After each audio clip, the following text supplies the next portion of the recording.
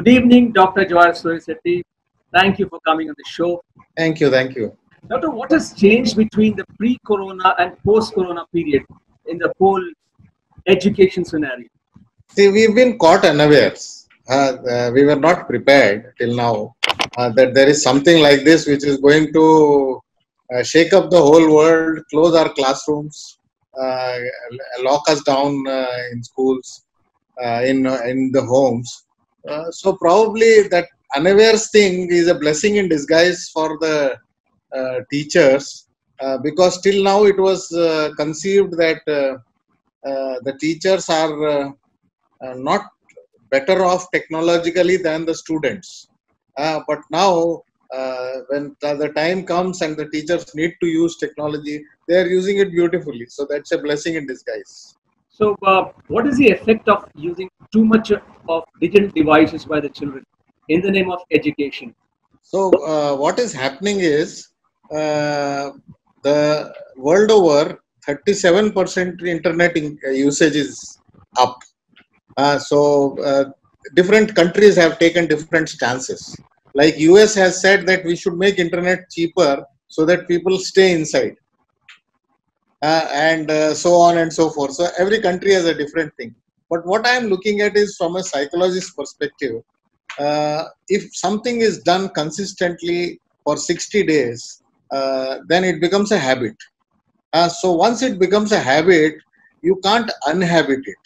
And that is what is going to happen when the coronavirus goes away, we go back to school. The children are so much into their digital devices that maybe they would not like the shackling, that they will look at the physical presence in school, restricting themselves to classrooms. They will feel as if the freedom is gone. And this is bad because overuse of digital devices or is bad for children to the extent that I am seeing a lot of ulcers going in, depression in case we take them out of these digital devices. There are some health hazards like sleep deprivation because they use these devices in the night too.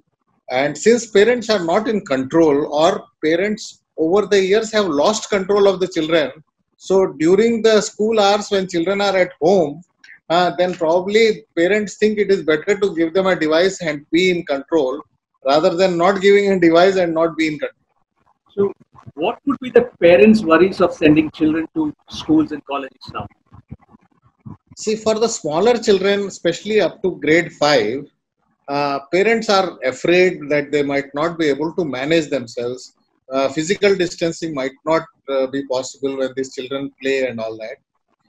But uh, even for the elder children, the problem is that you have so many variables when you go to school, that you have buses, the transport. How do you maintain distance when the bus is 50-seater and the school starts at 9 o'clock or 8 o'clock and all children have to reach on time? How do you do this? This is one challenge that parents are seeing. The second is, who will be responsible if there is some infection in the school due to whatever reasons? Because asymptomatic children will be there who will not show symptoms of COVID-19. So there might be a large communication of infection, and which is going to be very risky. So the third important thing that we are missing in all our discussions is that parents also are facing financial troubles. So they are looking at how do we send the children to school, because when they could afford, they say they send the children to school. But this is a new situation where there might not be salaries, and the schools will ask for their piece of cake. So how do, this is one challenge that the parents will face. So, how do you see that angle? So, a kid is an intelligent kid, who aspires to be a doctor, say suppose, and with job layoffs and pay cuts, probably they will settle for probably a BSc or something at this stage. But isn't it going to affect the future of the kid? It is all about money. No, I see India as a very special case in this COVID-19 situation. One, because the people are very empathetic to others. So I look at schools and colleges trying to help out the parents who are in trouble in the short term by giving them a very easy installment kind of a thing, or maybe a deferred payment where when they are okay, they will pay, and such other schemes will come up. The second thing is that lot of CSR funds are being pumped into by the governments to help out schools and parents. Now, I think since the 20 lakh package that has been announced, 20 lakh crore package does not have education at all in it. But then they are trying to supplement it from other parts of the society, which I think large numbers will come in and help the parents. So, what are the changes you foresee in the education, both schools and higher education? So I am looking at a paradigm shift, which might again come back, but it will come back only partly. So we saw physical learning happening in schools.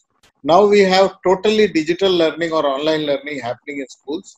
I am looking at post-COVID at a blended learning in which you will have both online and physical.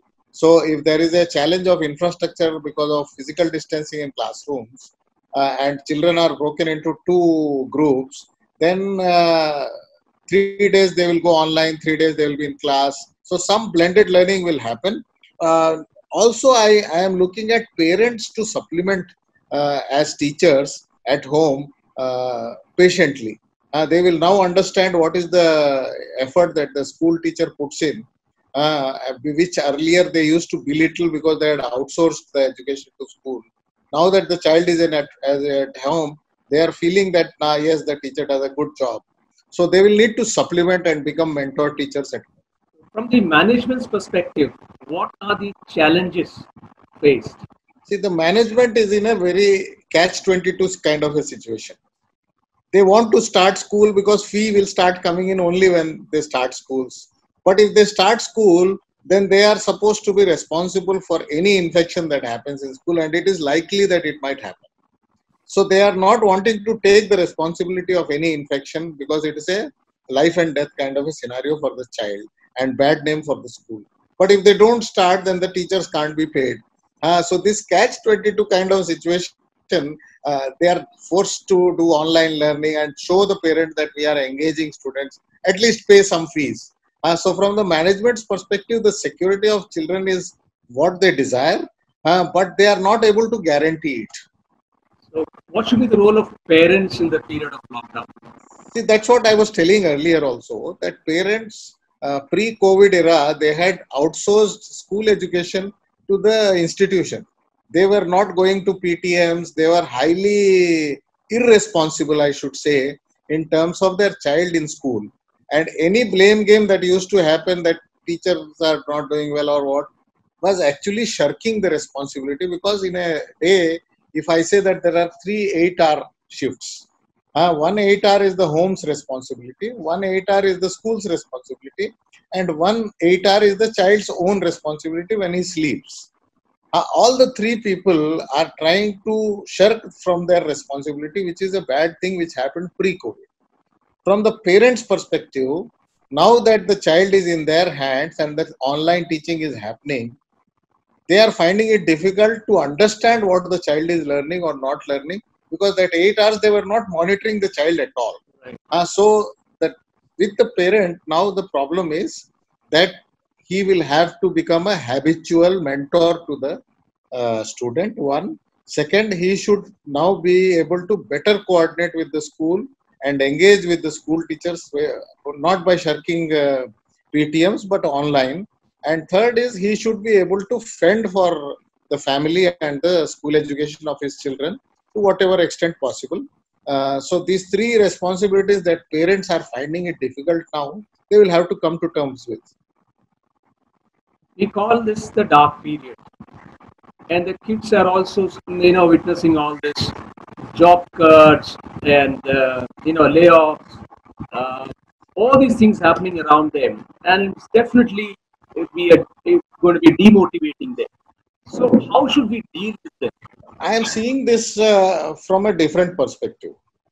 This is an experience that was required. Children had become too pampered. Parents had become too lenient towards the schools, to the children's school education. And third is the children themselves had become too irresponsible, I should say. Not all Right. of them, but many of them. Many of them.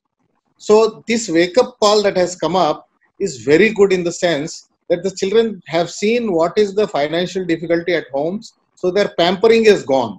They are now becoming more responsible financially, which is what is a very great learning for them, which a school can't teach them. The second thing that I am seeing from the children's perspective and the dark period is that there is a light at the end of the tunnel, especially when we talk of India. Whatever is China's loss is India's gain. So the job cuts may be for a short period of time, but I am seeing a huge job gain for India the moment the situation comes under control. This is what I am presuming.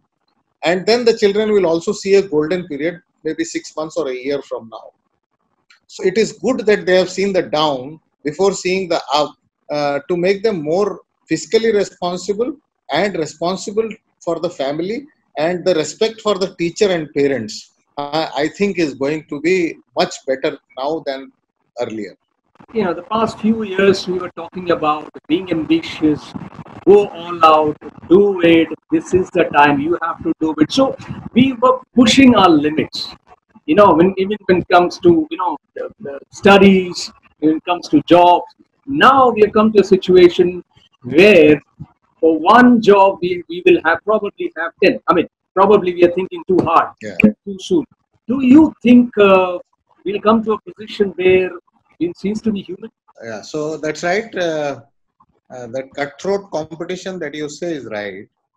Even in smaller places, one job of a peon in the government offices gets about 20,000 applications, out of which many of them are engineers. So the situation is that. But more than that, there is industry associations have time and again said that 15 to 25% of the graduates coming out of colleges are only employable. So somewhere we are missing out on the right kind of education to be provided even before the COVID had happened. So this is actually the time to introspect, understand what is it that we have to give to our children apart from textbooks, and also because of the cutthroat competition and the number of jobs